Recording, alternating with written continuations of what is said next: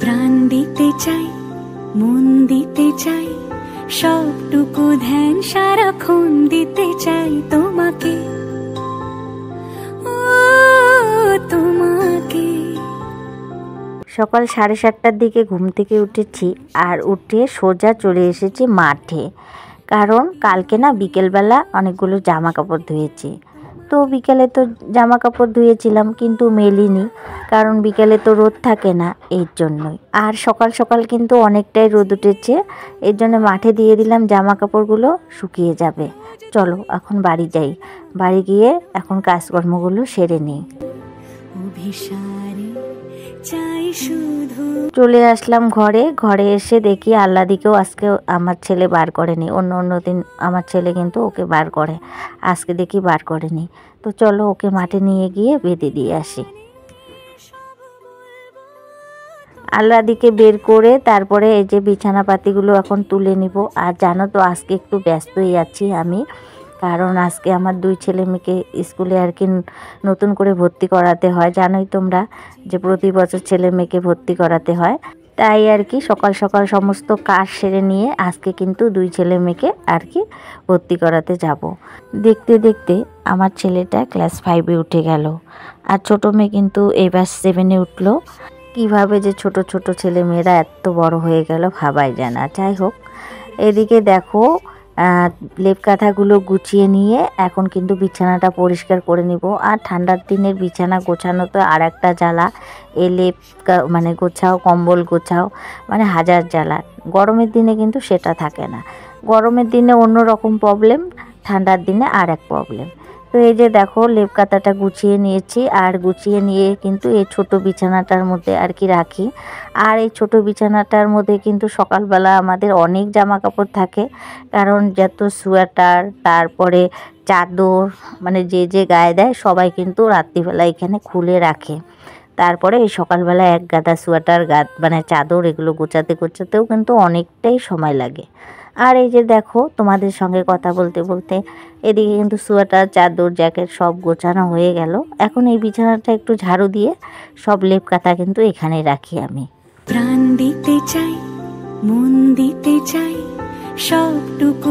ছোট বিছানাটা আমার পরিষ্কার করা হয়ে গেল। আর এই যে দেখো এখন লেপ কাঁথাগুলো এখানে গুছিয়ে রাখছি। এতক্ষণ পর্যন্ত যে সকল বন্ধুরা আমার এই ভিডিওটা দেখছো, হয়তো লাইক দিতে ভুলে গেছো, প্লিজ একটি লাইক করে দিও। আর এই যে দেখো আমি কিন্তু এখন এই যে বালিশ টালিশগুলো সব গুছিয়ে নিচ্ছি। আমাদের বিছানাটা না ফাঁকা রাখি, কারণ আমার ছেলে ভাস্তা মিলে বিছানার মধ্যে কখনো কখনো খেলা করে, এই জন্য ওই বিছানাটা পুরাটাই ফাঁকা থাকে, যে ওরা কখন খেলে খেলুক। আর যদি বালিশ টালিশ পায় না, তো বালিশ দিয়েও খেলা চালু করে, মারামারি চালু করে, এই জন্য ওই বিছানাটা একবারে ফাঁকা রাখি।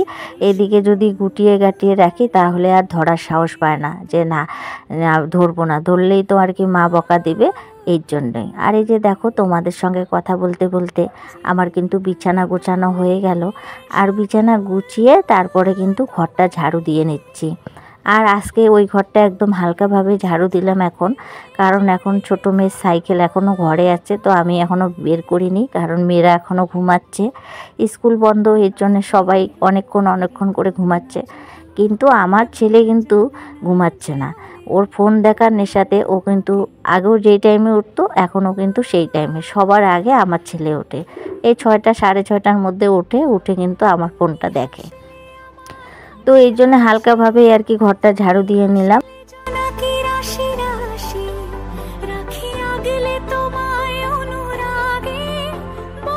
এদিকে তো বাচ্চাদের রুমটা আর কি ঝাড়ু দেওয়া হয়ে গেল। এখন কিন্তু চলে এসেছি আমাদের রুমটা ঝাড়ু দিতে।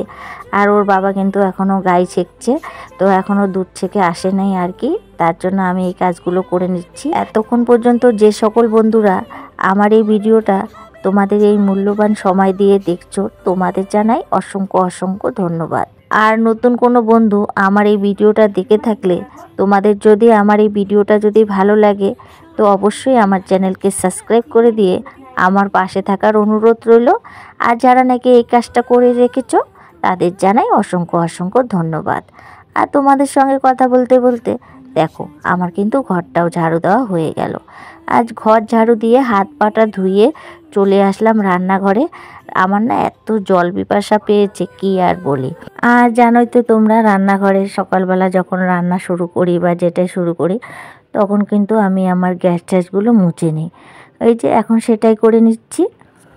অন্য দিন কি হয়, আমি স্নান করে তারপরে চা করতে আসি যখন, তখন আর কি জলটা খাই। আর আজকে স্নান করিনি, সকালবেলা কাপড় ছেড়ে নিয়েছি, কারণ মাথায় একটু শ্যাম্পু দিব, তারপরে বাথরুম টাথরুমগুলো পরিষ্কার করব।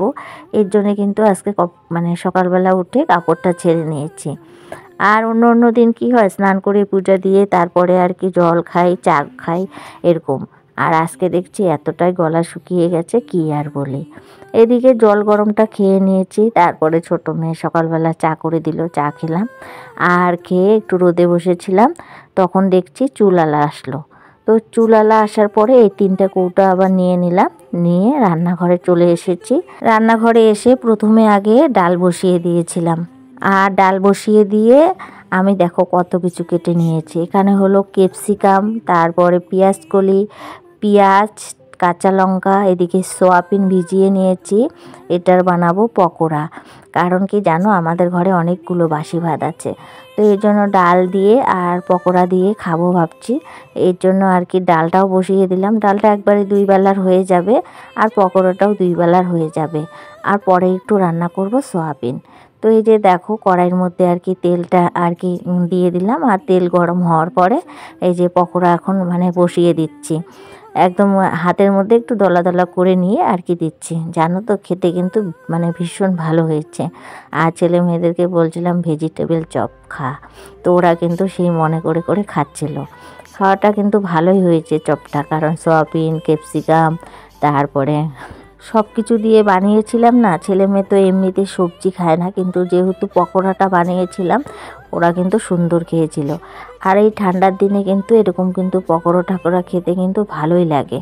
আমার তো খুব ভালো লাগে পকোড়া, যে কোনো বড়া হোক আমার ভীষণ ভালো লাগে। তার সঙ্গে পরোটা, তারপরে লুচি, এগুলো জিনিস খেতে আমি খুব ভালোবাসি।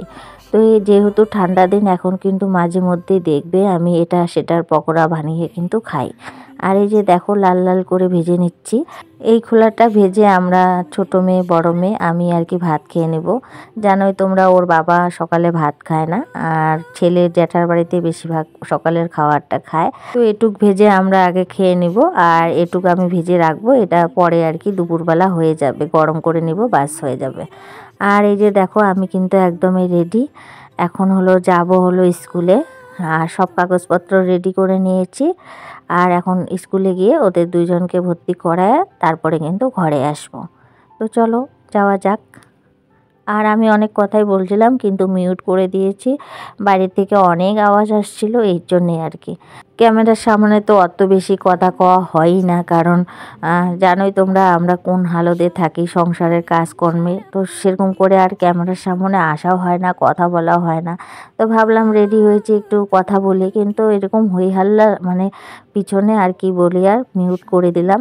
আর এখন হয়েছে বিকেল, আর এই বিকেলবেলা একটু মাঠে বসেছিলাম। এখানে ছোট মেয়ে ভাস্তি আর আমাদের আল্লাদি, তো ওদেরকেও একটু তুলিয়ে নিলাম। আর এদিকে শুভ সন্ধ্যা বন্ধুরা। এখন করেছি চা, আর সবাই মিলে চা খাচ্ছি। আমার চাটাই শুধু দেখালাম, আর ওদেরকে দিয়ে দিয়েছি। আর বন্ধুরা, ভিডিওটাও এখানে শেষ করছি। ভিডিওটা যদি তোমাদের ভালো লাগে প্লিজ লাইক, কমেন্ট, সাবস্ক্রাইব করে দিও। আর সবাই ভালো থেকো, সুস্থ থেকো।